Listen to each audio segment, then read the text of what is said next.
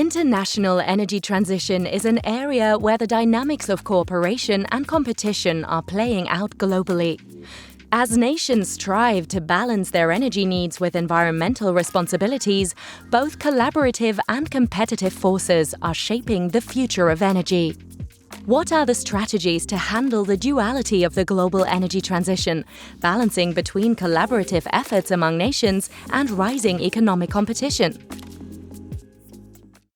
In this turbulent year, it is more evident than ever that energy is at the very heart of geopolitics, with the forces of cooperation and competition playing out at global scale.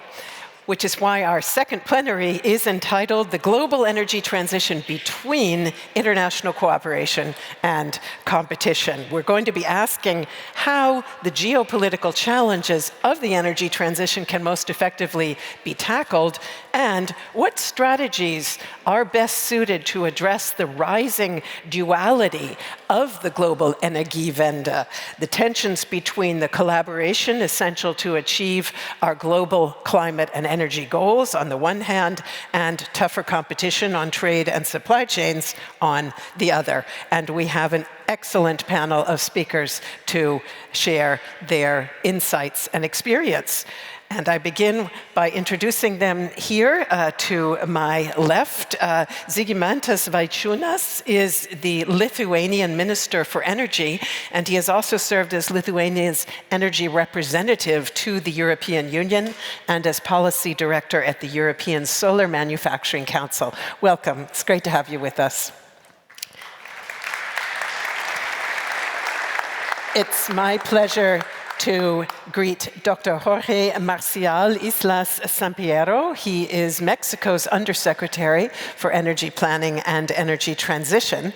He's a physicist and an energy economist and has also taught at the Polytechnic Institute of Grenoble in France and at the Energy, Environmental and Technological Research Center in Spain. Welcome to you, sir. Wonderful to have you. His Excellency Juan Guaisard is Spain's Secretary of State for Energy and has also served as Director General of its Institute for Energy Diversification and Efficiency, IDAE. Thank you so much for being here. Mr. Francisco Paiva is Director of Green Finance and Decarbonization in Brazil's Ministry of Development, Industry, Trade and Services. Great to have you. Julia Sauder is Vice Chair of the Global Renewables Alliance and CEO of the Long Duration Energy Storage Council, leading strategic planning and market and policy development activities to rapidly deploy and scale storage to support the clean energy transition worldwide. Thank you so much for being here. And finally, it's a great pleasure to welcome Marcos Neto, UNDP's and UN Assistant Secretary General and Director of UNDP's Bureau for Policy and Program Support. And he previously led UNDP's work on sustainable finance. Great to have you. Thank you. And once again, I'd like to begin by sampling the wisdom of the crowd with a Slido question. So, dear audience, please take out your mobile devices and answer this question. What is the biggest geopolitical challenge in the energy transition? And this one apparently is a ranking. So we have 4 possible answers: resource dependency and critical minerals supply chains, trade and industrial policy competition, energy security and stability of global supply, and political resistance to decarbonization. So please vote now, and we'll take a look at that answer a little bit later on. And I'd like to begin with a scene setter from all of you. And I'll just remind you, we're a nice big panel, which is great, but I would be grateful, therefore, if you could keep your answers to under 3 minutes, kindly, if you would. And I want to ask each of you to share your national or organizational perspective on the geopolitical challenge. And I'll start here with the Lithuanian Minister for Energy, Mr. Vaičiūnas. Lithuania has made very significant strides toward energy independence, including decoupling from Russian energy grids. What lessons can you offer to other nations based on your experience? Thank you. Indeed, Lithuania's fight, I would say, for energy independence has been a continuous process. And this year, just 2 weeks ago, we celebrated the 35th years anniversary of our independence. And I would say all during that period, energy policy and energy independence has been one of the most important pillars of our national policy, national security policy as well. So the first point has been that all the time we had really the same direction. So despite of the government changes, the orientation has been clear that we need, first of all, to ensure energy independence. Secondly, of course, in the last years, we have to mobilize our policy instruments to the direction of more generation of energy from renewables. And of course now it's another dimension is about the storage capacity, storage solutions. And the second message and the second item is very important that we are as a quite small country, so we are really interdependent. And that's why some of the projects has been really connected with our regional cooperation, working very closely with our partners, with Baltic states, within the Baltic states, Latvia, Estonia, Lithuania, and also our main partner, Poland. Also together we had some of the interconnections, electricity interconnections with Sweden, Finland, and that has been, I'm talking about all the projects which has been initiated more than a decade ago, because in 2009, overnight from electricity exporter, we became the electricity importer. So that's why we need to create the solutions to interconnect our region. And I would say that the last point is about our fight for energy independence has been our synchronization with the continental European networks. Because historically, for 65 years, our networks has been dependent and connected with Russian and Belarusian networks. So this year, on the 9th of February, we have integrated our networks to the continental European networks, all the Baltic states, through Poland. And this is, I would say, has been the most important step of our independence in energy-related field. So this is, of course, the things are continuing. We have now take care to ensure the resilience of our critical energy infrastructure. But the key lesson learned is, of course, the continuity along all the governments and regional cooperation. That has been two most important elements. Thank you very much. So a reminder there that energy security isn't about simply going it alone, but in fact about choosing trustworthy and reliable partners for interconnectivity. Let me go to Undersecretary Samperio, and I'll just tell the audience, in case you want a translation, do get your headsets ready, because the Undersecretary will speak Spanish. Mexico's recent energy reforms, Dr. Samperio, reinforce the dominance of state-owned energy enterprises while also promoting renewables. So how does Mexico balance domestic energy sovereignty with the need for international cooperation?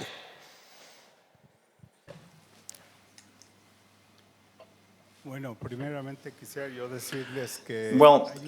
thank you. And first of all, what I want to say is that there is a long tradition in Mexico. It's a long tradition of independence in the energy sector. And today, on the 18th of March, in Mexico, we are celebrating the privatization of and the shift from a private to a state-owned oil industry. So we are celebrating this, something that happened in the 1930s, actually, that we moved to state-owned energy production and oil production. And in the most recent years, we've started a process to support the industry. In 2013, we implemented a neoliberal reform that allowed the state-owned companies to be weakened. So they are now more fragile, and a large part of the Mexican oil industry has been somewhat in a decline since then. And that is why our first task was to rescue, so to say, the oil industry in Mexico. And that is something that we've been successful at. We've been successful because we've managed to become independent from energy and oil imports, oil and gas imports. So, for example, fuel is something that we don't need to import anymore.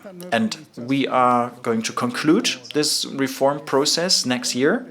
And in our new government, we are aiming for a couple of new targets. I mean, there's a certain stability again in the oil industry. We've made sure that we provide sufficient energy to our consumers, and now we want to launch a second transformative process in our industry, which means that the government is going to take action again. We want to strengthen our energy-producing businesses, and we want to prioritize them in the energy sector. Furthermore, we want to promote a fast-tracked energy transition. We have also changed the constitution accordingly, a change that led to energy-producing companies again being state-owned, and they have to provide certain requirements, now meet certain requirements. We've also passed a variety of laws in recent weeks and months to create the foundation of promoting an energy transition in Mexico. And maybe I can come back to that in a minute. Thank you. Indeed, we will return to that point.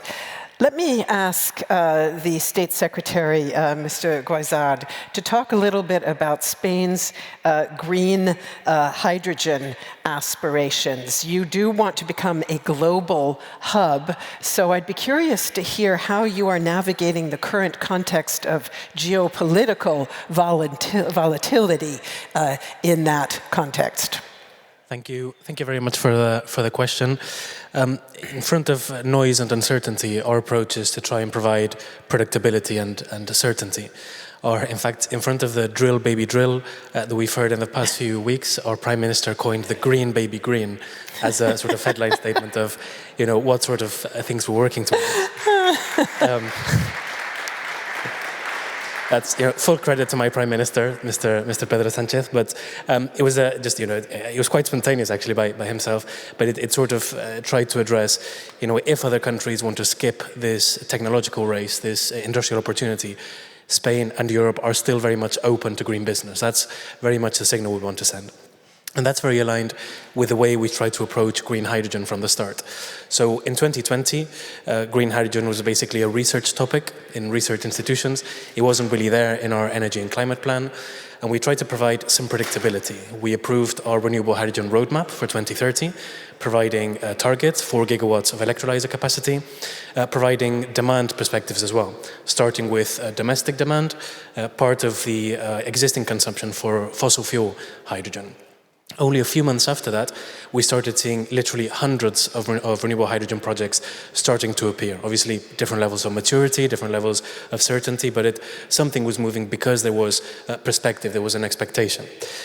We've consolidated this with public funding and mobilizing private finance as well, trying to address both the production and consumption of renewable hydrogen, but also technology. So the thinking here is, since we're going towards climate neutrality, and we are going towards climate neutrality. Hopefully by the time we need it, but even if we get it wrong, okay, might be a few years later. But we are going for climate neutrality. This means that every single sector of the economy will have to decarbonize eventually, including hard-to-abate sectors, meaning that there is a role, there is a place for renewable hydrogen going towards those more difficult sectors. In the European context, and the world is very big, but in the European context, there is nowhere better than Spain to promote renewable hydrogen because of renewable power capacity, and also, and this is what we're pushing towards, technological capability. So we very much want to provide not just the resource, but also the talent and the industry. What do we have so far? Around 20% of renewable hydrogen projects in Europe are in Spain. We've increased our targets from 4 gigawatts to 12 gigawatt electrolyzer capacity by 2030 in our energy and climate plan. We've been quite successful in European funding schemes, such as the European Hydrogen Bank.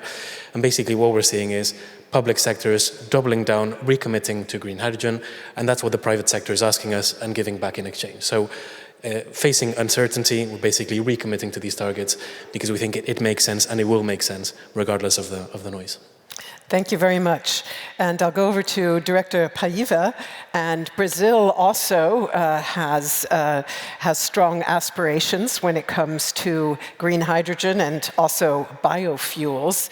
And that is at a time when global competition for leadership in this area definitely is on the rise. So how do you navigate that competitive landscape? And do you see barriers to collaboration regionally and or internationally in this context? Or does competitiveness just spur everybody on? Hello, good morning to all. It's a pleasure to be here with my fellow panelists. Obviously, we are dealing with a competitive process. You know, we are dealing with new industry, new business models, new value and supply chains. But the climate crisis is a global challenge and process, and no country or region can tackle it on its own. So we have to share experiences, learn from one another, and in that sense, I think it's hazardous to the whole process when a country or groups of countries seek to guarantee that the market rules and regulations are molded to their own interests. You know, the world is very diverse, each country is very unique, has its own characteristics, so we have to be inclusive and guarantee that different decarbonization paths are, you know, accepted, and not only the ones that are beneficial to country A or B. So I think we need to build critical mass, especially in low and middle income countries, so that we don't only replicate studies, technologies, and narratives that come from other geographies. In that sense, Brazil, as everybody knows, is an extremely rich country in terms of natural resources. We have a lot of hydro, wind, and solar energies, biomass availability, critical minerals, rare earth, water resources. Recently, we've passed a regulatory framework that can make, you know, tackling the climate crisis possible, and to try to attract investments to Brazil, which include the carbon markets, Fuels of the Future law that created mandates for sustainable aviation fuel, biomethane, biodiesel, green diesel, ethanol. We have law that incentivizes low-emission hydrogen production, among others. So we're trying to build that regulatory framework. We have one of the largest renewable energy financiers in our local development bank, BNDES, which finances so many projects across Brazil. We have a very reliable electric and port infrastructure grid. Some of the best universities in the global south. We are a stable and mature democracy, so in times of geopolitical risk, we feel like Brazil can be a strategic partner to the rest of the world in trying to bring at least part of the supply chain, the energy-intensive part, especially industries, to Brazil, so we can help de-risk and lower the cost of the green inflation, as people say, and we can attract these investments, and as the same time as we can be a strategic partner in de-risking and making investments in green technology cheaper, we can help de-risk the geopolitical aspects of tackling the global climate crisis. And I think it's important that we put ourselves, not only Brazil, but other low and middle income countries, as not only exporters of commodities. So we don't want to keep exporting, agricultural or energetic commodities, but we want to industrialize our comparative advantages and develop Brazilian economy, as well as help, our global partners to reach our climate goals, and confront the crisis. Thank you very much. If you happen to have attended our first panel this morning, you will have heard our African speakers saying exactly that about critical minerals development, which of course also is at the very heart of the geopolitical issues of our time. Julia Sauter, as Vice Chair of the Global Renewables Alliance, you are a very strong voice for scaling up renewable technologies globally and working together to do that. What are the key geopolitical challenges and obstacles that you currently see to that scaling up effort, and how can industry stakeholders work to overcome them? Good morning, and thank you very much. Buenos dias.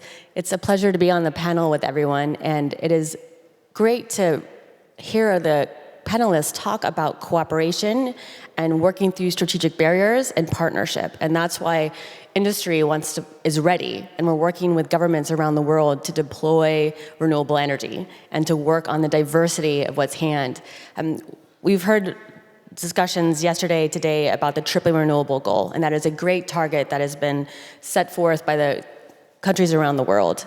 And now industry is starting to implement this. And it is more than momentum, it is a reality. And this partnership of funding with policies can really help us now reach the goals. Over $2 trillion was invested in renewable energy. We need $1 trillion every year. And so we need to keep this momentum going because we don't want to fall short or we'll miss our targets. And that could really hold back all the profits, the community benefits, so many other attributes that can be worthwhile for decarbonization. The industry has been seen as different pieces of silos, but now the Global Renewables Alliance brings together wind, solar, hydropower, green hydrogen, geothermal, and long-duration storage in partnership because we understand how critical it is to have these targets. And then once we have targets, we need the policies, we need the regulations, and we need that certainty so that we have that constant investment. And as we move forward in this partnership, it's really important that we continue to talk about the just and equitable transition. What does this look like for jobs, for upskilling, and for how we implement this together? If we delay, this costs so much. And that's what we really want to show is that in this partnership, we can have 24/7 wind and solar with storage, and we can then have savings of $540 billion a year when you bring this partnership.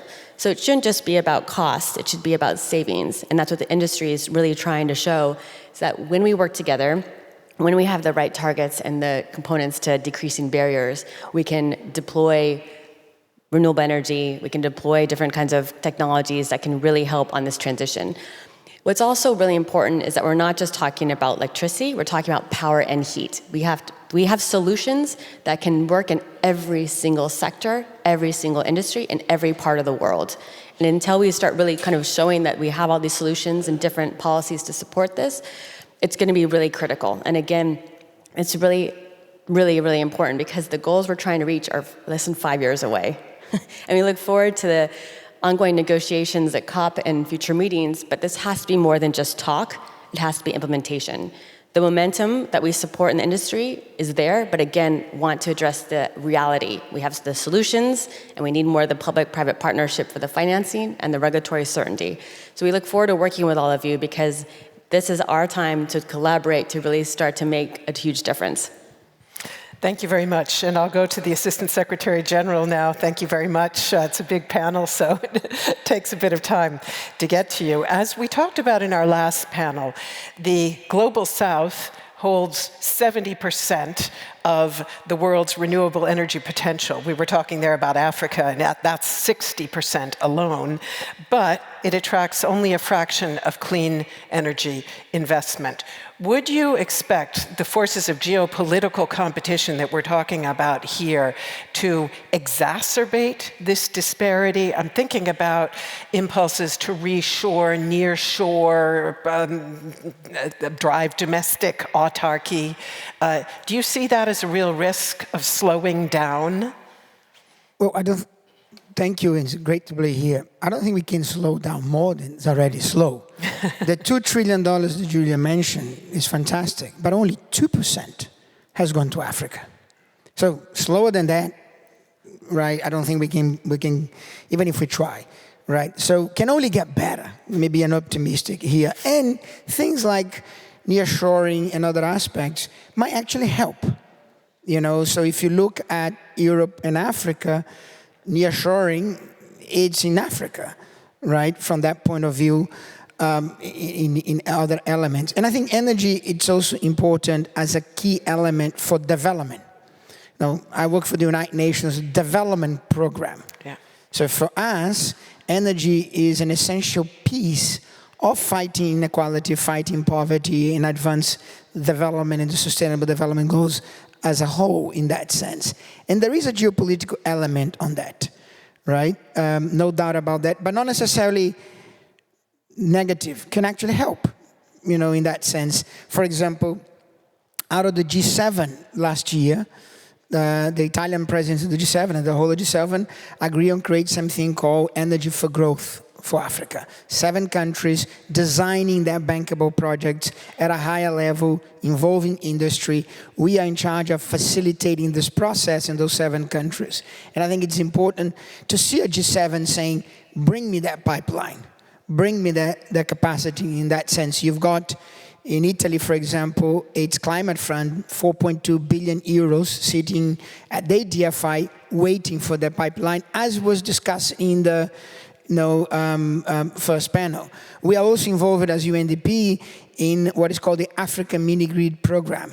21 countries, $65 billion of investment, connecting 230 million people to mini grids. Now, what is our role? We've actually done the entire policy and regulatory mapping, starting to work with those 21 governments to change that policy and regulatory to give you that predictability and then let the investments go. So, perhaps 2 final points on this is we also need to look at this, and perhaps part of that geopolitical element is how do you plug energy into larger development processes in a systemic way. We have been working in bringing renewable energy with health. So the health sector, right? And we've created what is called, in Africa, 1,000 smart health facilities, where we're actually putting renewable, putting AI, putting IT into rural health facilities. So then you can bring telemedicine, you can bring cold storage, you can bring all other aspects. Now, we want to go to 5,000 health facilities, benefiting 28 million people. Now, those health facilities become more than just a place you go when you're sick. They actually become center of communities, producing electricity and technology, which leads to my last point. It is, going forward, AI has to become a game changer in this process. The utilization of AI in different contexts to facilitate the generation, to facilitate the business side of this, and to deal with the renewables, and to deal with effective and efficiency. In Eastern Europe, right, in Moldova, we are already getting smart meters in 18,000 households, reducing cost, creating predictability that tariffs get paid, and we want to get to 60,000. So yes, geopolitics stuff. I think if you go back to the original questions, we're going to see and gets back to Chico's point and the panel's point, where the geopolitics is going to play out is, for example, on the critical minerals, right? And the deals about critical minerals. So it is important for an organization like us to be working with African governments, with Brazilian governments, so they have the capability and they have the capacity to truly, own the destination and the strategic utilization of those critical minerals that the world needs for a green industrialization in Africa. And that is an interesting, for example, there is a direct interlink between what happens next and the next wave or not of migrants. So there is a geopolitics that tied things over there as well. Right. Thank you very much. And I'm glad you mentioned the mini-grids, because we heard in that last panel on fast-tracking Africa's energy transition how very important that piece is and the need for concessional finance. And of course, UNDP does have a big concessional tranche in its work. So let's take a look at that poll result. If we could please get the result on screen. What are the biggest geopolitical challenges, we asked, and the largest share of the audience sees political resistance to decarbonization as one of the main barriers. That's very interesting. Thank you for that. Resource dependency and critical mineral supply chain come in number 2. Then energy security and stability of global supply, very close behind. And finally, the 4th, trade and industrial policy competition. Less people worried about that for now. Who knows where that goes starting in April. But anyway, we'll unpack that while we talk in a second round about how we address the challenges in general. I'd like to do a deeper dive with all of you on strategies, risks, and opportunities. And feel free, please, also to reference that poll result if you like. So again, I'll start with you, Mr. Vachunas, if I may. And you have made energy security a key strategic priority. Your country, along with the other Baltic republics, is in a very sensitive geopolitical situation. Small countries, all. What is absolutely crucial for you as you seek to balance autonomy and sovereignty? Very good question. I think that one of the key elements on that, how to balance that, is to find the synergies. And I can put one of the examples that also, this is one of the achievements for us. It has been building LNG terminal to ensure the independent supply of gas, competitive supply of gas. So it has been a lot of discussions about the need for such a terminal, about the strategic essence of that. And once we have decided to do that in 2011, 2012, we had to pay the highest price in the world, because Gazprom has been punishing at that time us of trying to be independent. But now we have this terminal, and this is really functioning on the commercial base. So it means that our society, our consumers, they don't need to pay nothing just for the terminal. This is working on the market conditions.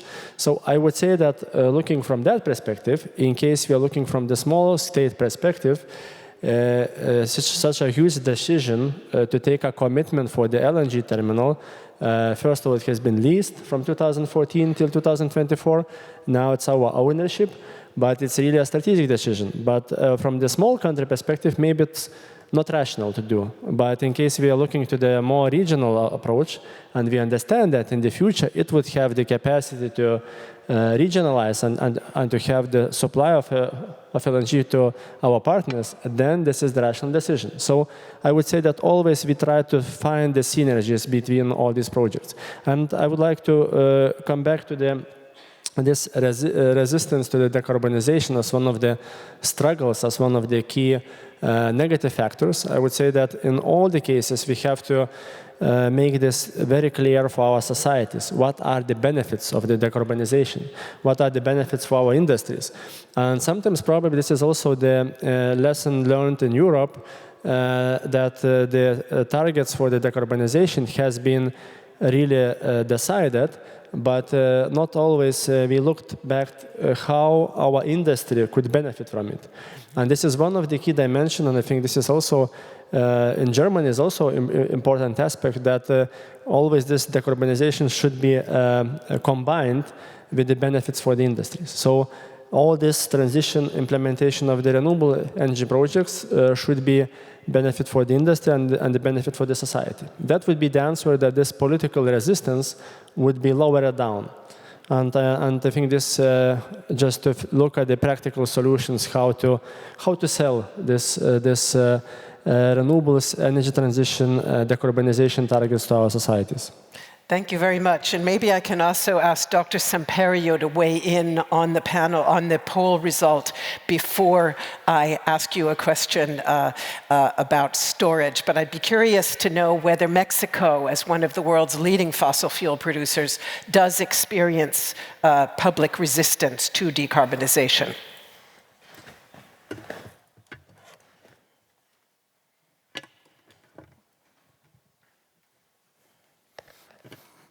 Bueno, el tema de almacenamiento en México es crítico. En el plan de Storage is a critical issue in Mexico as well.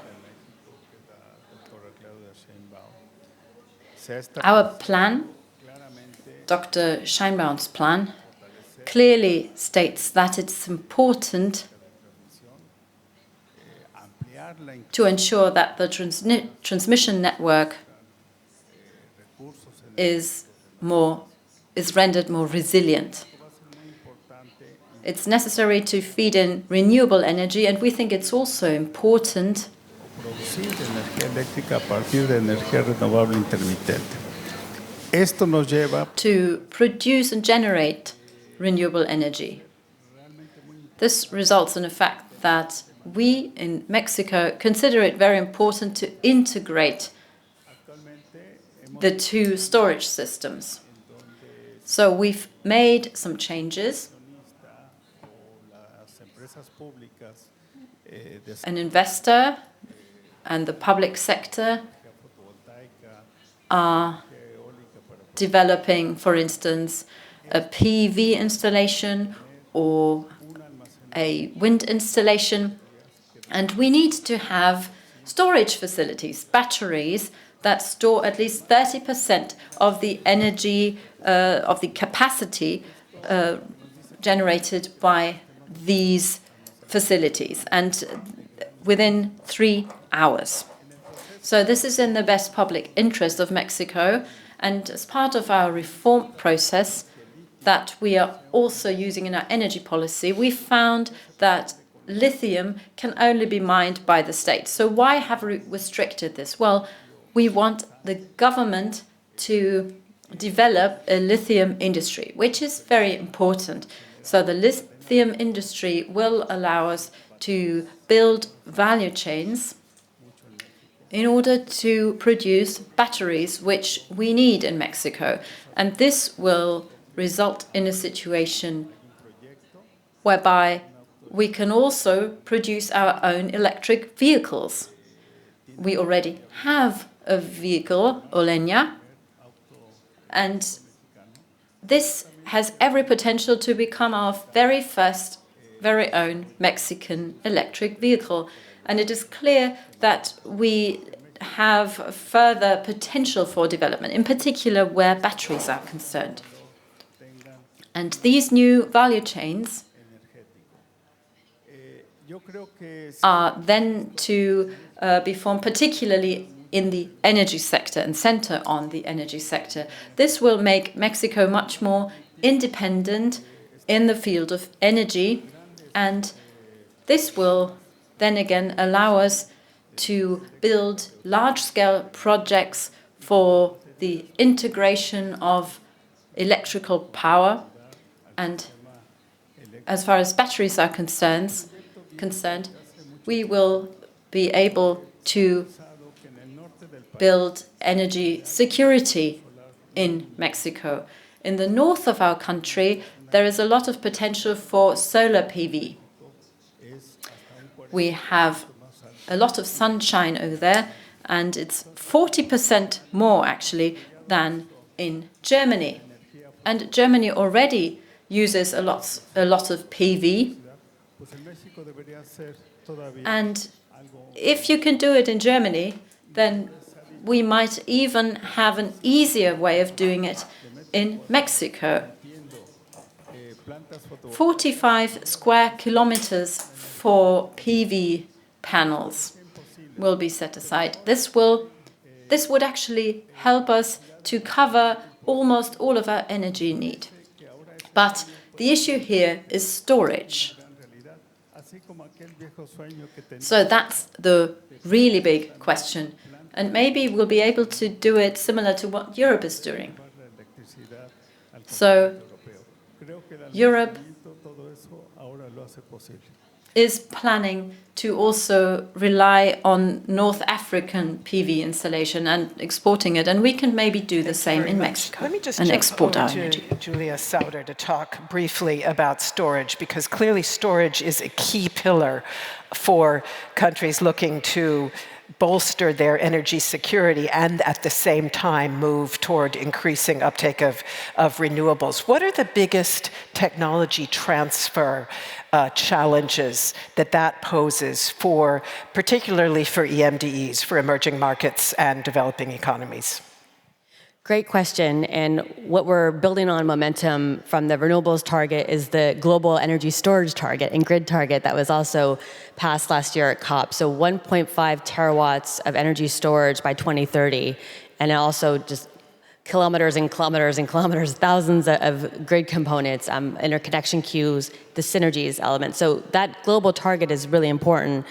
But to your point on emerging markets, this isn't going to work everywhere because there might not be a infrastructure set up, or there might be a whole new initiative that the country would like to introduce that will be leapfrogging into a new market or a new development with a partnership with the government.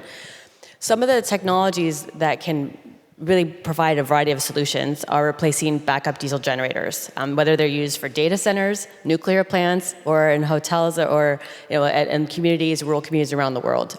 You can see different types of batteries that build on lithium-ion, or it could be zinc, vanadium, iron, a lot of environmentally safe minerals that are mined around the world that can be used for 8 hours, 24 hours, 48 hours, 100 hours. So there are technologies that are available today.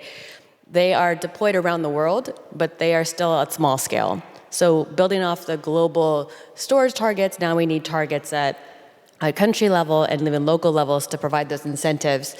We don't need a ton of subsidies. What we need are the continuity and that certainty from the government that we can be able to provide value. Another part of this sector is the industry, the hard to abate, the steel, some of the agriculture, the chemicals. There are types of thermal energy storage, and there are companies here in Germany and throughout Europe, throughout the world, that are deploying thermal energy storage. These are rocks, salts, metals. They're providing heat or steam or even cooling, depending on where you are in the world, for days, weeks, months, and even years at very high efficiencies and low costs. The market in Europe today, there's thermal energy storage plants running over 40, and they're cost competitive with natural gas today. And so there's already a market that has the right criteria and the right infrastructure that allows this to happen. We look forward to working with countries and governments and other industry partners around the world to continue to have the right incentives, the right market criteria, and to work with other groups on planning. Many cultures around the world, we as humans, we don't do very good long-term planning. We're not good at the 20, the 50-year horizon. And we need to bring in long-duration storage into this narrative because it can provide a variety of solutions on the security component, on the reliability component, on the resiliency as we continue to now weekly deal with climate disasters around the world. And then most importantly, on affordability. So the variety of storage technologies, whether it's pumped hydro that's been around for over 100 years, or mechanical, different types of compressed air using existing oil infrastructure or gas infrastructure and repurposing it with hydrogen, or hydrogen for storage, not just as a fuel. So again, this diversity of solutions are available. We just need to be able to scale them up so you can get that affordability. And again, back to the points on security and geopolitical components, that's the value chain that was raised earlier. Like, how do you intersect this? Every country wants a security of supply and their own demand being met, and there are a lot of resources, but again, there's the partnership to really connect the value chain and make sure that we can overcome these barriers. Right. Thank you very much. I'm going to come back to you in a little while to talk about industrial policy and trade, but let me first look at some of those other poll results that we saw there. And State Secretary Guizad, I wonder if you would say a word about how you see public support for decarbonization. Are you concerned that waning public support could, in fact, slow us down on the energy transition, either within your own country, but also regionally and internationally? I think that's a very good question and a very interesting reflection, because rather than sort of waning or diminishing support, what I think we've seen is something very different. We've seen sort of angry reaction. We've seen sort of an emotional or almost identitarian sometimes reaction to green policies from some players anyway, whilst others sort of reaffirm the green transition because it makes sense from a security, from a resilience, from a competitiveness perspective. If we zoom out just a tiny bit, 1990, first assessment report of the IPCC, climate, science is very clear about climate change. It's man-made, the danger that it entails. 2006, the Stern Review, for the first time we realized it's more expensive to deal with the consequences of climate change than to actually address it. So we can save money through the green agenda. Just a few years later, most renewable energy technologies reach or improve grid parity. So it's not just that you can save money through the energy transition, you can actually make money through the energy transition. We're talking trillions of US dollars in clean energy investments. We're already doubling investment in clean energy compared to fossil fuels, clean energy manufacturing. This is all investment that is going to want its return in the next years and decades. So there's a lot going on already. And even if humans are sort of beyond the logic, rationality of real market forces, even if we want to go back to sort of sovereignty and security and safety, even then the green transition makes sense. Again, and even if we don't have the technologies or the minerals. So IEA data here, a single large container ship full of PV modules can avoid you having to move 50 large LNG tankers, for example, importing natural gas, or 100 large ships carrying coal for power generation. So because it makes sense from a security perspective, from an economic perspective, a jobs perspective, if we do it right, I think we are in a good position to make a strong case for this. And just maybe to finalize on the partnerships, I think that the issue is more on concentrating dependence than being interdependent, right? That the world has been interdependent. Trade has existed almost as long as humankind has existed.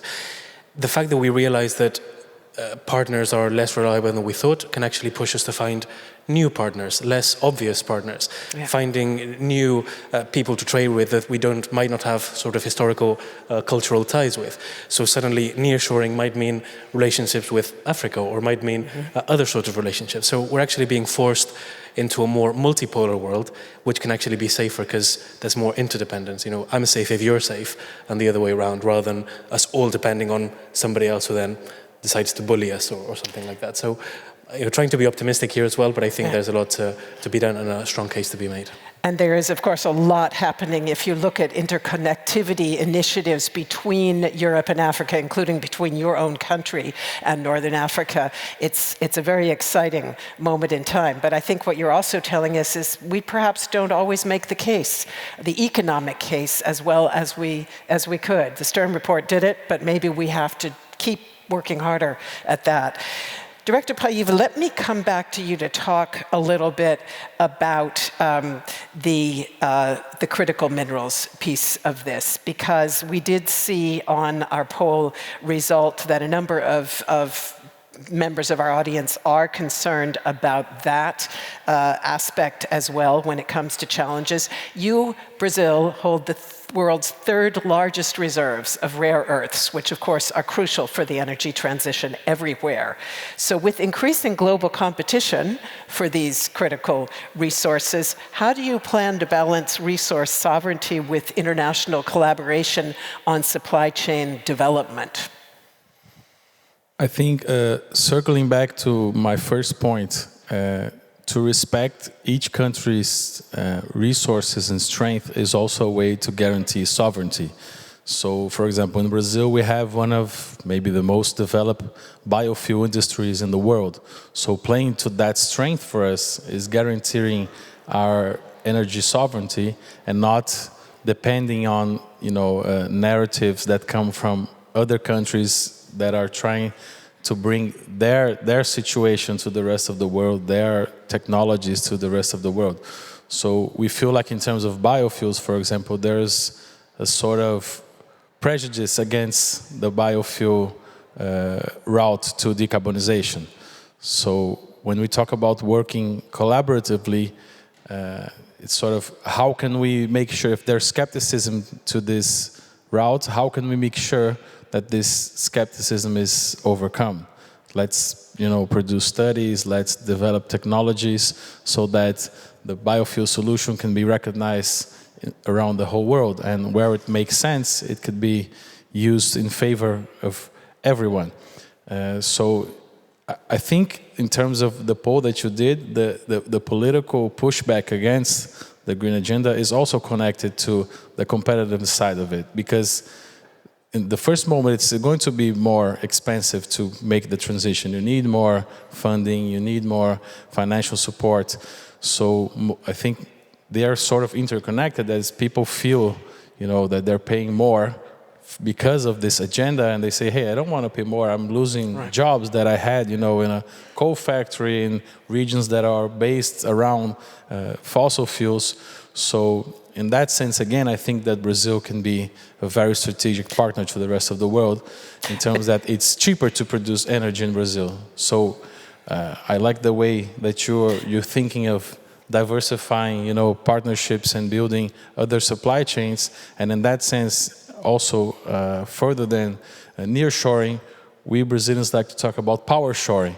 So if it's cheaper to produce energy in Brazil, why don't we attract, these energy-intensive industries there so we can So that's the biofuels piece, but just a super quick deep dive on those rare earths, on those critical minerals, because we are going to do a separate panel on that later on, and I'd like to hear your view on what your strategy will be to balance international desires to cooperate with you and exploiting those minerals, possibly also processing those minerals to ensure domestic benefits. That's exactly the point. We are very much interested in exploring our richness of critical minerals, but we're not interested of only exporting them so they can be, the added value stays in other countries, and then we import back, the value goods.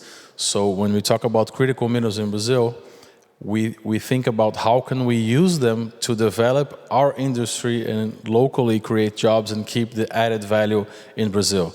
So every time other countries approach us interested in critical mineral, that's the agenda that we have on our minds. Okay, we are very much interested in exploring our critical minerals, but how will that keep added value, bring high qualified jobs to Brazil, investment to Brazil, and not only keep exporting commodities, which will keep the same balance in power and financial power in the world the way it is if we just go through the same system. Thank you very much. And now I'll jump over to Marcos Neto. And in this current geopolitical landscape that we have, we're hearing increasing calls for changing the approach to development cooperation. While some nations are drastically cutting back, others are exploring linking that cooperation to strategic aims in their own foreign and security policy. What is your response to that? Are you concerned that that could also impact the global energy transition, that we get a sort of zero-sum thinking here? Well, I am definitely concerned with the cuts, right? I think there are plenty of value in international cooperation, and if anybody thinks cuts don't have real-life consequences, I would suggest reading Nicola Kristof's op-ed in the New York Times on Saturday to understand real-life consequences of cutting ODA. But I want to go back to the poll, because you sounded surprised with the number one. I don't. We have offices in 170 countries around the world.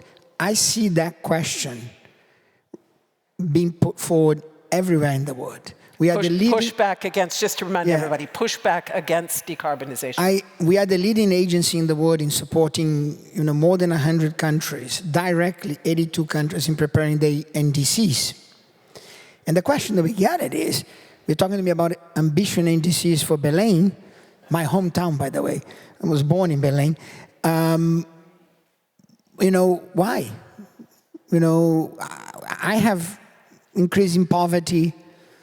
I have problems in health and education. Why?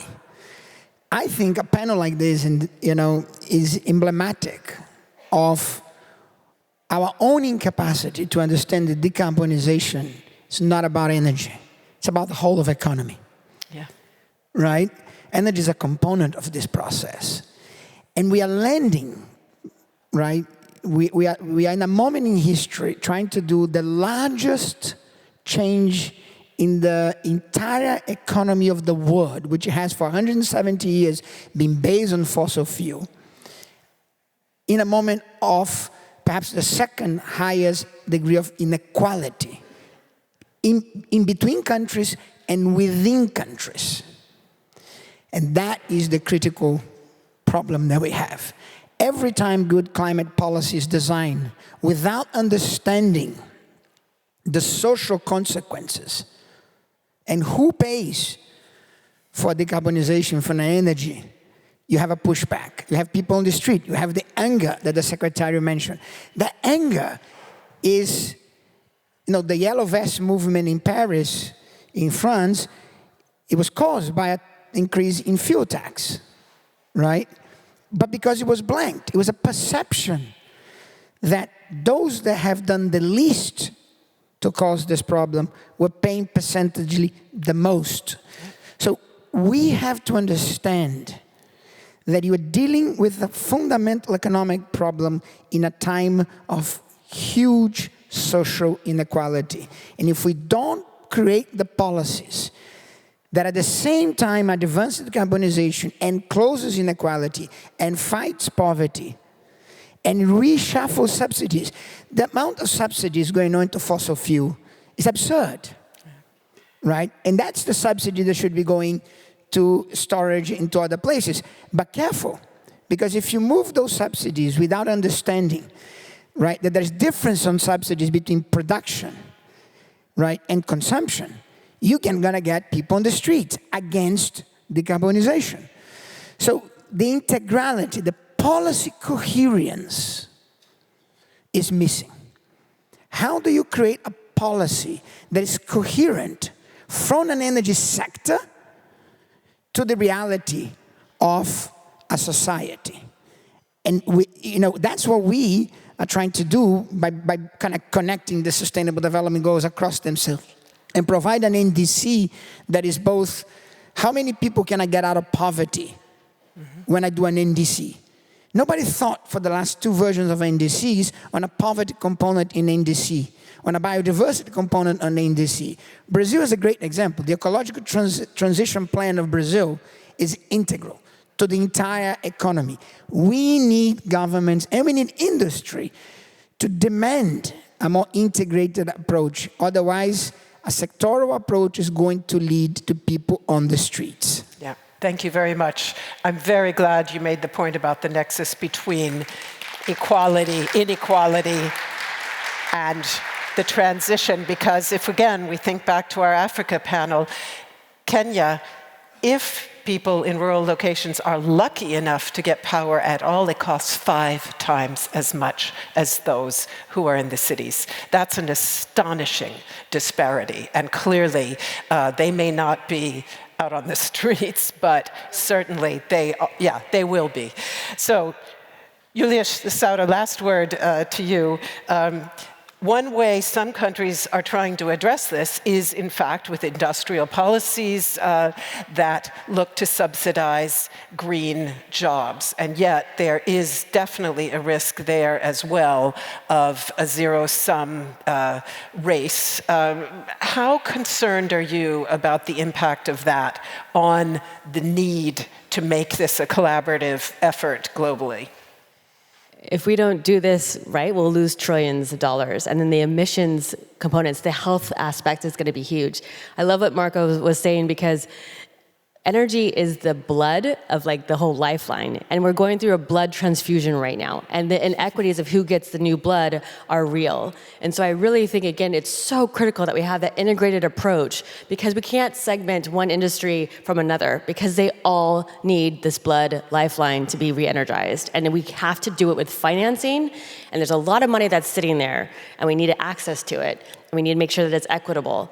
So we break through the funding, finance it, and then make sure that the policies are there to incentivize the industries to go in this direction. Because they have a choice, and they're going to choose the cheapest. And renewable energy can be very inexpensive and affordable. And even with storage, you can have the right incentives. But we have to show that the economics are there, and that the policies are there, and that the integrated approach shows an equitable way to get the blood pumping again. Thank you. Marcus Nato, yeah. In this inequality conversation at a global level, because you questions about global cooperation, we have to tackle the debt problem. Countries are paying more in debt repayment than they budget they spend in health, education, and the energy transition combined.